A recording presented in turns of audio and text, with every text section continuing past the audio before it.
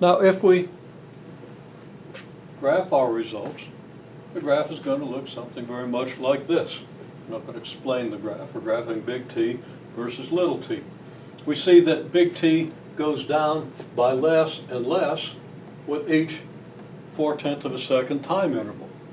So you could actually calculate maybe the slopes of a trapezoidal approximation graph to see the rates at which it's changing, and that would be instructive. I kind of recommend that.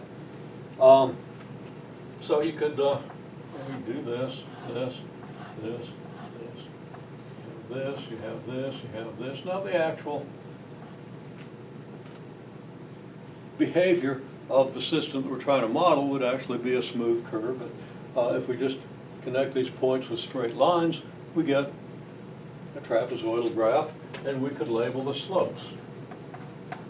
We could also label areas if we wanted to. And there's a whole lot we could do. We could label rates of slope change, cumulative areas.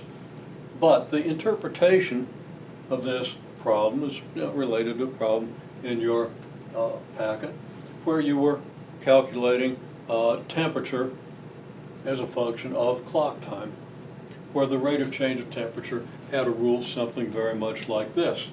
Now, in that particular instance, this was T minus T sub R, meaning temperature relative to room temperature. I'm not going to talk about that just yet. I'll come back and talk about that in a minute.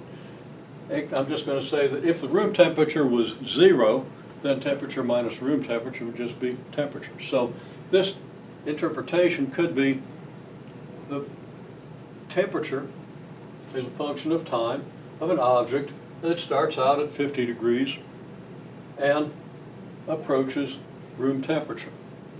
Approaching room temperature at a rate,